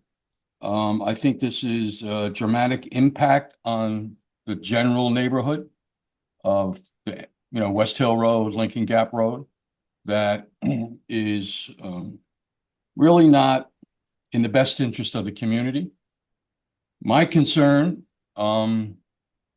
is, again, this is something, Jeff, you guys can't regulate that because most of these lots are going to be bought by out-of-staters. And my position is that we as a community should be doing everything we can, as you well said, Jeff, that we should be looking at density and putting people in more compact places where we can share infrastructure and reduce the cost of ownership. Just the road alone is going to be a very significant cost factor. I'm not aware of the current LU land use regs, But the new looters get very specific about a road of this nature and would be pretty close to state standards. So the cost is going to be very significant. And I think, the fire department needs to get there 24/7, 365 days a year. So, road conditions are really important. It's not just the fire department, but any, first responders or rescue vehicles. I think drainage and erosion is a concern. As somebody who had to deal with sort of, I would call undefined streams in my Sugar Bush days, and spent a ton of money having to deal with it. I would argue that has to apply here. I mean, this can't be, well, it's Sugar Bush, so let's just attack them. If the stream is going to be if water runs in it at a certain period of time, it's a stream. That's what I had to deal with, and I expect everybody else to deal with it, and I will stand true to that. And I just think it's unfortunate that I see this, everybody's entitled to do with their land what they want and make money off of it, but this is a money grab to go after second homeowners and change the character of the neighborhood. And I think environmentally, it's, I've seen some pictures. I haven't been on the land since the cutting started. But I was surprised that you said a certified forester supported that type of cutting. Other than that, you guys have to do your job, and I realize it's an early sketch plan review, and things have to be dealt with from your perspective as well. But I will stay true to my word as this goes through its process. So that's all I can say at this point. Okay, thanks. Hi, Jason Fiorita. You and I actually had worked together at one point years ago at Sugar Bush. Just wanted to say hello. I think some of the road can be alleviated, obviously, if we did have access through Retriever Run. It's something that, again, I voiced before that I hadn't wanted to come to any of the neighbors to discuss that until I had a solidified plan. As far as the usage, there will be only 2 sites up there that would need that access, and then it would alleviate 50% of the construction on the road. So it is something to discuss. If you're willing to discuss it, I'd love to, but just wanted to let you know that and reintroduce myself as well. It's really not a land grab for second owners because I plan on being here. My brother's next door. He's on this call as well. Our family's been in some form or another in the valley for quite a long time. So I would look at it a little bit differently, but. Okay. Thank you. Anyone else want to speak who's on the call, who's on the screen remote? I would like to, can you hear me? Yes. Dick Frost? I can't see me anymore. You guys can hear me, is that correct? Yes. So everybody can hear me? Okay. I second virtually everything Bob Ackland just said. I support him. I think he's been a member of this board for years, and he knows what he's talking about. When I look at this plan, which I have courtesy of Jason, who sent it to me, and I listen to people who have some kind of vested interest in it. Either they own a piece of property there, or they're helping to plan it, okay, or they were in there cutting. I see 2 different plans. I see the plan described by those people, and I see the plan that I'm looking at and that I walked over yesterday afternoon. And I will tell you, it to me is a plan that is designed to maximize the amount of money that Jason can get out of this piece of property, which he obviously inherited from his parents or parent. Before anybody dismisses my views, I wish they would do 2 things. They will take you less time than it took me to walk over 100 yards of that property of Jason's. All you have to do is go down behind Bob. He just sold Alan Tavarov's house. And you go down this road and you go across this tributary of Mad River, you go up the other side, you see all these houses sitting empty, absolutely empty, virtually all the time. Then you come back to your car, you go along West Hill Road Lincoln Gap Road until you turn right on West Hill. Go up West Hill Road. When it goes into the golf course, you stay left on Inferno Road and then go up the next development, which I think is called Boulder Pass development. Just walk up there with your dog, right? Take a look. They're virtually all empty. These places are bought by outsiders who are looking to make money over time on the appreciation of property, and they really don't have an vested interest in this place. So I can tell you that from my point of view, there is a very different perspective here on what has been done. And I really regret it. I think it's going to cheapen the area, and I don't think it's going to benefit local people very much at all. Thanks, Dick. For anybody who doesn't know, Dick owns the property along the western side of the property from about 400 or 500 feet up, all the way up to the top corner. He owns this line. everything all the way up, all the way to the corner up here. Okay. Dick's property is all this. Off of Retriever Road. No, He has his own road going in off of. Lincoln Dick's the Gap. top of Vickery Hill Road. Vickery. His property was the farm at the top of Vickery Hill Road, was the Vickery Farm. Mm-hmm. And, but then he also, it's 2 or 3 parcels, I believe, Dick, but he bought the one up above, which goes up to there's a small peak here. And then there's the saddle over to the top of Sugarloaf Peak. And Dick owns the peak here, which he maintains a trail network and shares it with some of the people on Retriever Road and has recreated all up in his forest for many, many years. May I add one other thing? If Jason were really interested in developing this property beautifully, he never would have cut down virtually every one of those beautiful trees because they're priceless. And you would wind your road around those trees and not level them and sell the timber. This is a money-making proposition from start to finish for Jason.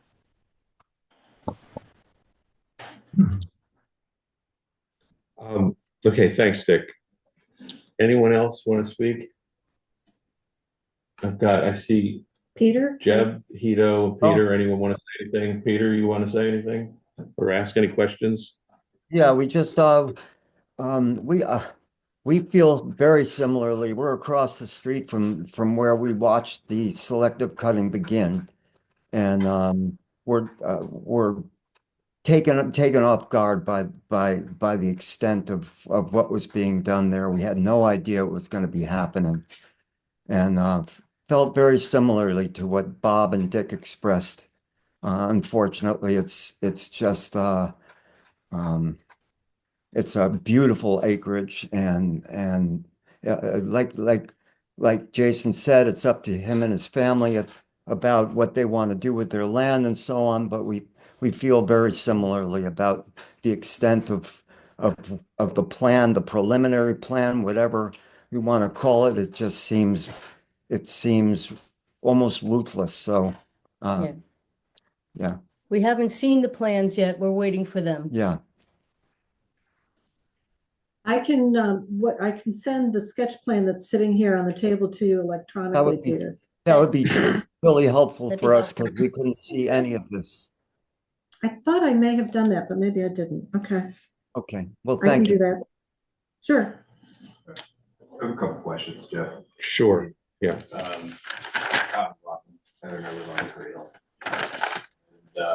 Couple questions are, one, I thought I remembered from a previous meeting that Brook Road and Lincoln Gap Road kind of had a special designation relative to Town of Warren in terms of obstruction from the road or visibility or view from the road. I don't know what the right term is for that. What you're probably referring to maybe is that there are 3 roads in town, and Lincoln Gap being one of them, that the front, the setback from the front, from Lincoln Gap Road is a minimum of 100 feet. Is that maybe what you might be referring That is to? likely what it is, right? Okay. Is Brook Road another one of those, or? Yeah, Brook, Roxbury Mountain, Yeah, that's the thing. Yeah, Okay, cool. yeah. Because there's scenic byways. Great. So I And guess this the question plan, is, exact- tying, yeah, tying that to the use of a PUD in that This space, is a, you know, and really densely populating Does that it meet lower Mhm. portion of that lot right along the road. You figure you'll drive up that road. You don't see that anywhere on that road, all the way up. So just curious on kind of the view there, from this committee. That's one. Two is, you know, there was kind of an interesting conversation earlier about, well, how do we know it was logged? In regards to, you know, appropriately, which is kind of too late, right? A lot of trees, as Peter and team have mentioned, have come out of there. And you can take, you know, now you don't know exactly what it was and what it is. But I think those of us who live up that way and, you know, have seen the amount that have come out and maybe have walked that line, that land. I don't know exactly how it's selected when it's just clear paths all the way up the hill in a pretty major way. And so just be curious on the discussion of the use of something that's meant for promoting, you know, mixed use development, shared kind of collaborative space, if you will. And also one that's meant to foster affordability, right? In housing, et cetera. That's the PUD element right along, and therefore densely populating it close to the scenic road. And then two, how do you Monday morning quarterback the amount of trees that came off that way? The only thing I can think, and I'm not an expert on this, but the fact that it wasn't in current use where there was a required forestry management plan, that there hadn't been much done, correct me if I'm wrong, as far as management of the forest in general. And maybe that's why there seemed to be so much taken out, because there was a lot of cleanup that was done. At least that's kind of what I heard from you. Yeah, Ruth, and I appreciate you, you know, I mean, that's, you know, that's the only thing I can think of, because I can tell you that in other places, a lot of them may have been either taken care of or to under current use where they're required to with a forest management plan. And if this was just kind of left to let nature take its course, who knows? And you're right, unfortunately, you know, the horse has already gotten out of the barn, but that's just my speculation. so Ruth, so when the big cut happened on Roxbury Gap that got everybody upset 10 or 15 years ago, More than that. More than than that. 20 years Yeah, ago. 25, maybe. Yeah. Road. I thought we Well, that's passed a before my- law, I thought we passed a law that was against clear cuts of certain sizes. There's a state law that talks about a 40-acre clear cut. Now, this is in Is that- town, Not it you was, guys. people were just up in arms That's about that. just before my time, We so didn't, I'm we not. That was did not didn't us. pass pass, we anything. did not pass any No. ordinance along those lines. I think we do, we have a clear ordinance against cutting on steep slopes. Yes. Correct, Which that was a steep slope That and it's was. in forest reserve. Right, and it's in forest Wasn't reserve, but but still, anything 25%, it doesn't have to be just in I think it forest was reserve, in anything that's forest reserve. 25% or right, but greater. do foresters doing agricultural forestry, not for development, have to follow that? That I don't know. So that's where I think this, for me, the crux of this question is gonna be, was the forestry done? We've heard testimony tonight, and it's not formal testimony because we're not a court here. But we've heard assertions that it was not done in preparation for the house sites. Right, But if in some ways we believe that it is after a while, then I think we're obligated to look at some of our regulations, which have to do with not clearing on certain slopes and Mhm. how it's done and meeting certain state regulations for logging and stuff. I mean, I've been through there a few times over the last. Yeah, 6 no, months. we definitely discussed, Yeah. when Jason talked about having it logged. One of my early comments, well, that's fine, you can do forestry management, and you can log your property, but you can't be Right. going in clearing house sites and roughening roads, that's not what forestry is. Mhm. And I think that was fully understood. So, yeah, and just to address Mr. Frost as well as yourself, like, I'm here today, I'm happy to walk and show you. I think that maybe because Yeah. something like an 85-acre parcel has not been cleared in a long time here, because I don't think there's a lot of them, that it might seem like a bastardization of the land, but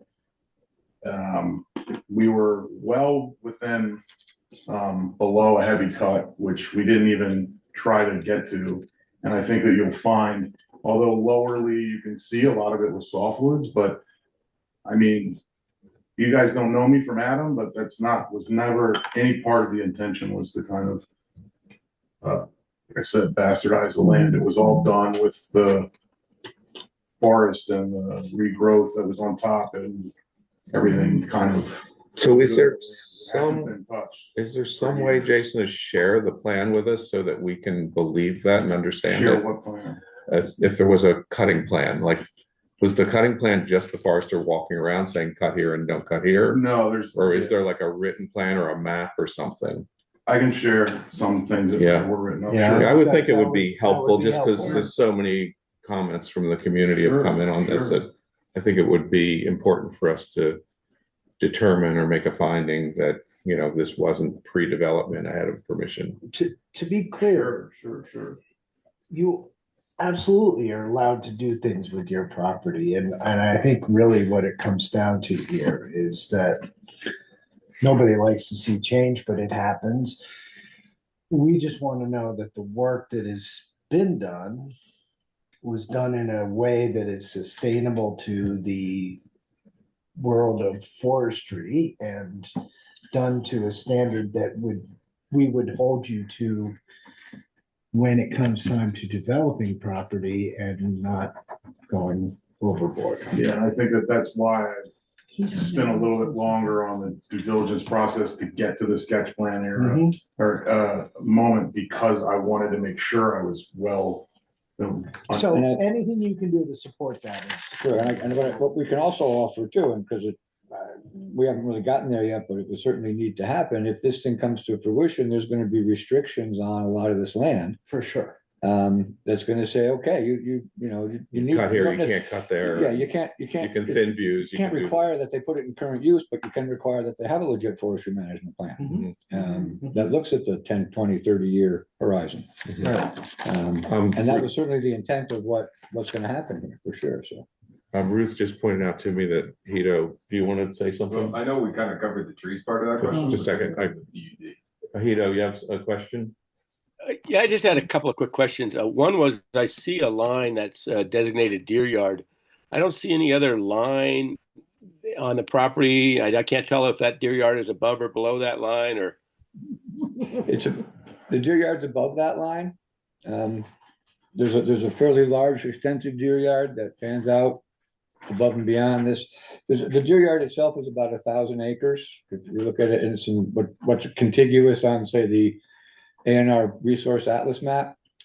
And this is Yeah, Chris, it's a this small line right impact on that, yeah. Oh, that's Everything, that it's the one. whole. Okay, so that's Basically the Yeah, top there's a- 2/3 of the property. Correct. There's a deer yard line that runs right like this, kind of. So just from a general environmental health point of view, that the state of Vermont and I'm on the Conservation Commission, have been really working hard to secure large tracts of land because of the value they have overall to the wildlife and general health of the forest. And so anytime we start seeing cuts into major big chunks of forest, uncut forest, it starts alarm bells going off. So even though you whittle away at pieces on the edges, the big cuts through these things are quite devastating to the integrity of the biology of the parcels. So large forest blocks are getting a lot more attention now than they have in the past, and this is driven by Act 171 as well as some recent work by the A&R. And I'm happy to share all the current mapping of this with you, which the town of Warren has been paying Arrowwood for a number of years. So that sort of set off some alarm bells on just the impact to that forest block. And then the second thing that just came to mind looking over the plans, and Ruth, I did get a copy of the of the sketch map was the wetlands and the two drainages are such significant elements in this parcel that that the kind of cutting and or construction that's going to be done calls into question what kind of impact it's going to have on those wetlands. And with all the steep slopes all around the wetlands, it's, the amount of construction there, I think you got to be really careful of that. And I'm not saying you're not, I'm just saying that's what comes to mind when I see, the wetlands and the streams dominating the entire parcel, and just finding little places to put a house site in a lot. You're really struggling to fit it in within the confines of the wetlands and the riparian areas. So that calls some of the house sites to me into question a little bit. Probably especially the house site on lot 6, which is jammed in between the big wetland which feeds the creek and the creek itself that comes out of that. So those are my comments. Thank you very much. Thank you, Hito. Just to address those two, I think a lot of time was spent on trying to not impact the wetlands for all of these building envelopes. And Gunnar can kind of go more into detail with that. No, absolutely. And just quickly, I do have, the state did come in with regard to the deer yard and certify, everything, and, everything was done on board. And like I said, I'm sorry, I don't hear your name. Chris, like I said to Chris, I'll try to supply that as much as I can, but he did come in and address the deer yard and saw what we were cutting and approved everything, so. Gunnar, you can talk about that. yeah, no, so Hito, as I, what the wetlands certainly need to be respected, no question about it. We've laid these out, we've shown the wetland buffers. The buffers also need to be respected. So we do have a couple of building envelopes, particularly the one on lot 6, which is a really nice spot and would be really easy to protect those wetlands while still having a nice house site there. And that's primarily because the sensitive land is uphill, not downhill. And folks, when they want to impact land, generally want to impact something downhill of the house, in part because the water flows downhill. More importantly, that's what they want to open up for views and whatnot. You're not, for residential development purposes, you can't cut trees and wetlands or buffers. And those will need to be respected. And, a lot of plans, and we could get there with this one, we actually call out for some sort of physical monumentation on the ground to define where the edge of that buffer is, not in terms of just putting a couple of iron pins in the ground, but planting a certain vegetative species, putting in a row of boulders, doing something to mark that, okay, that's the spot where you don't go beyond.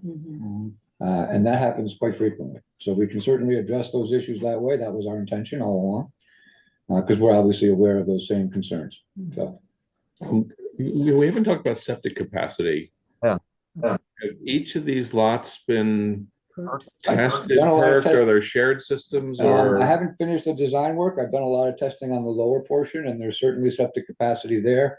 We'll probably have some combination of individual and combined systems. I'm very, very comfortable with these upper lots. The upper two are easily done for septic just by being on the ground out there and looking around. And I would be extraordinarily surprised if I couldn't find one for the middle building envelope in here. All this land was relatively consistent. They were reasonably good soils. Some not great, but decent, certainly better than some of the soils we design on. So yeah, some of that testing work has been done, but it's not complete. Question was just around the view from 100 feet Oh, or okay. looking at the, Okay. something different than every other site that you drive up that road. Yeah, I'm not sure if there's much view of many of these lots from, other than the ones right in the front along the road. Well, a Which lot of the is houses. a pattern. might have All been Lincoln done- Gap Road has houses all up and down it, so Yeah, I don't think that's a concern, but Right. Yeah, like my brother's house, who's next door to me, Yeah, is and right on the road. All of this is, And that was probably More prior setback to us than- having that oh, I'm regulation. sure there's a lot of houses that were built before you had the 100-foot setback because they're Right. within Yeah. 100 feet of the road. but it's And we're not more under densely- the terms of the PUD, and I'm not talking about just how close Oh, it is to the okay. road. I'm talking about impacting ridge lines and Mhm, mhm, building, disturbing forests up high on hillsides mhm, with big cuts that you can see from other places. And mhm. I don't know. I mean, the people who live, Damon probably has the best view of this property of anyone. Can you see into the property? And Cannot. that's what, I don't know. We haven't thought about it like from over on West Hill or Inferno or something. If you're looking back up and these other houses are built on that side, whether they'll be considered ridgeline development. They are certainly at the top of the saddle and may call into question that. Might be worth us taking a look at that. I think the only people that are gonna be looking directly at this are from Fuller Hill. From Fuller Hill, yeah, exactly. I've been up Yeah, there it's and far away. The looking vantage across. point is pretty far away, yeah. From the You're- streetscape, I agree, a lot yeah, of these yeah. were positioned accordingly, and that's why is it laid out initially. Mhm. And that was a thought too, because we didn't want to impact the sight lines of people driving up and or anything from Lincoln Gap. Mhm. Because like I said, we've owned this house, I've come up here my whole life and utilized the space and I mean, I'm not a total local, but I want to keep what's been here, so we were very cognizant of all these things. So, Gunnar, I'm gonna say this as a request. As I read when you spoke about why you've done a PUD, you spoke about what a PUD allows you to do. You haven't spoken about what is the substance of the PUD ordinance that says what it's there for. Flexibility of development, but okay. I believe it says a lot of other things. Yeah, yeah. I've just read it briefly, but I would ask you to prepare a pretty good argument why this should be allowed as a PUD. Not what it allows, but look at the purpose of PUDs. Okay, sure. And yeah. As I read it, a lot of it's about affordability, compact development, Yeah. the lots of density- things The that- density. and all that, increased yeah. density Yeah. to do less, forest To leave more open space. fragmentation. I see a lot of things in the purpose of the PUD ordinance that are not addressed here. But it doesn't have to address everything. I Right. just want to find something and have Sure. you try to make that argument. And what, if you weren't allowed to do a PUD, but you could attempt a subdivision, how would that affect the layout? I think really the significant effect would be pushing the building envelopes further from the road. I believe that's the biggest, not the biggest PUD. Getting that Benefit. flexibility, that we get the benefit of the. Because you're not PUD. getting density benefit, right? No, You're we not could giving put, a density buffer wise, space. we could put 50 houses on here if we Yeah. had, if Yeah. we could support it. I'm not, nobody's suggesting it could, but. There's no density issue at all. Right, so that's Okay, kind of the well, question. that's fine. And look I at think that, the PUD also sends you to the town plan, so I Yeah, would yeah. advise you maybe read again or reread some parts of the Mhm. town plan and try to make some arguments to us why the town plan supports this kind of development. Which again, at a quick scan, to me, it doesn't, frankly. But Okay, sure. but I'm also happy to say that people's rights to develop their property as within our regulations, we're here to listen and we're here to be convinced, so. Very good. And I think that Connor, was part of the reason why we did it in a PUD is, correct me if I'm wrong, is to help with the setbacks, no? Right, the So setbacks it from, becomes right, a little right. bit more off the road to address these things. So, Well, the setbacks off the development. road that we're just talking about, yes. The setbacks off the road you build. Yes. Yeah. The PUD allows for them to be closer to the roads. Mhm. Correct. to the development. To the development road, Mhm. not to the town road. We're not trying to get any reduced setback to Lincoln Gap. Mhm. Which, if that's a huge issue, I mean, I don't think that we're gonna have an issue with that. It was kind of done because we thought it would be easier. Right, I can look at what that would mean. If it- Certainly they're gonna have frontage and maybe we bring this back and it's not a PUD. If it makes it better or easier Sure. and it more fits our regulations, we'd be happy to look at Yeah, it. yeah, no, that's fine. That's what I've already gone yeah. down that path. Yeah, again, in the Yeah. PUD, it gives 3 prescriptive forms of development, hamlet, farmstead, and something else, and, this doesn't seem to meet any of them. So maybe the wrong direction to take, but Sure. maybe there's something in there that I'm Yeah, missing. I'll review Just that. giving it a quick glance. And maybe it makes it easier if we don't, but I will certainly take a look at that. Yeah. One quick question about this site visit. When does the site visit happen and what's the primary purpose of it? Well, sometimes it's more than one. Yeah. But this is all well and good to talk about this and but we have to have eyes on it.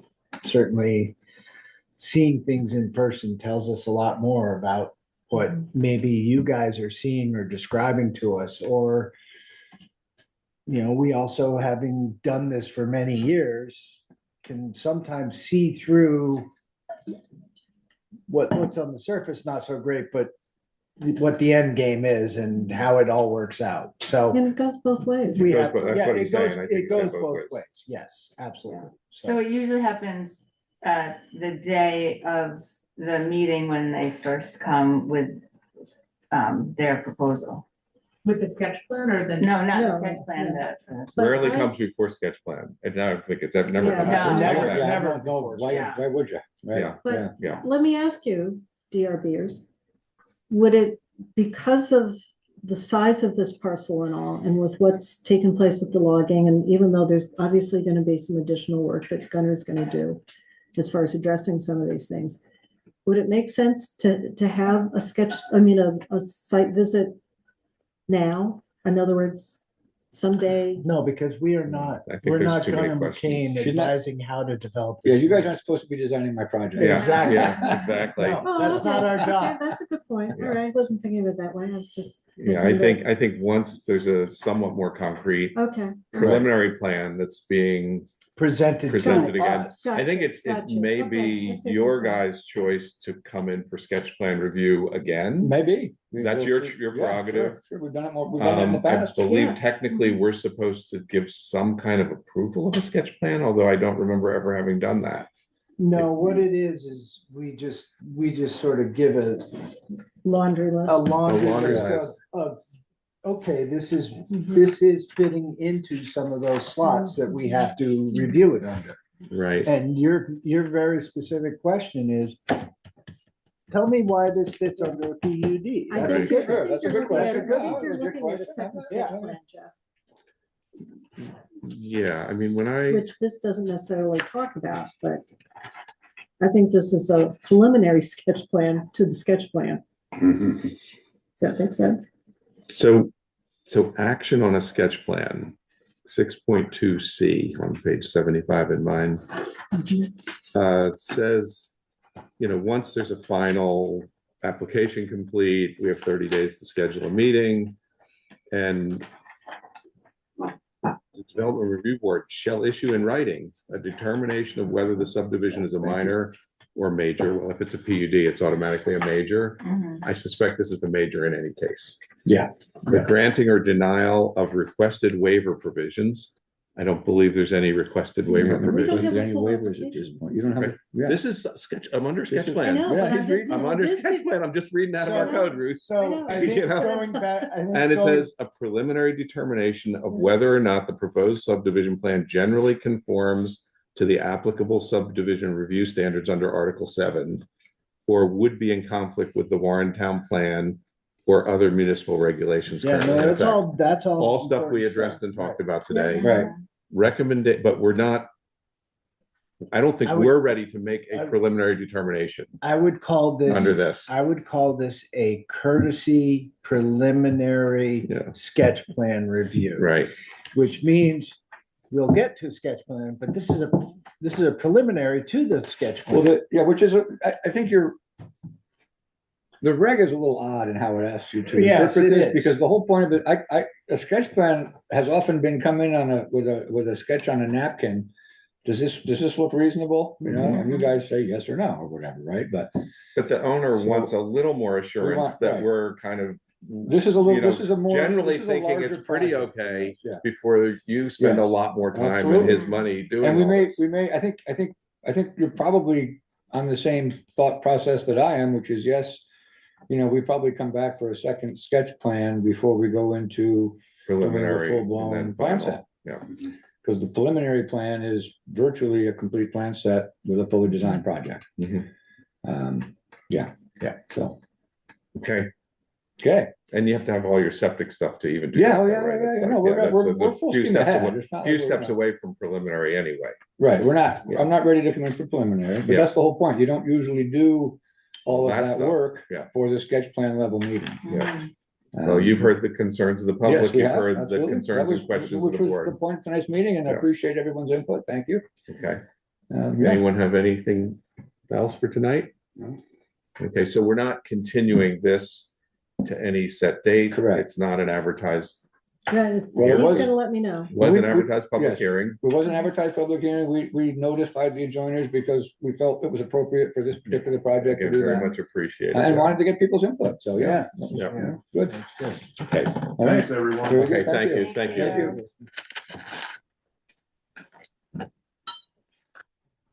Bruce, do we have anything to, The only thing I Sign or have, anything? yes, the only thing I have for you guys is signing of the minutes. Thank you very much, you guys. Thank you. yeah, thanks for participating, everybody.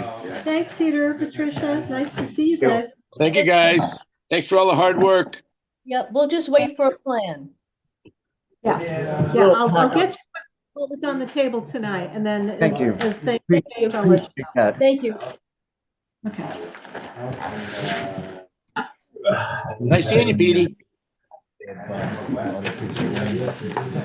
Almost the same latitude. Tito, is that you that I hear? Oh, no?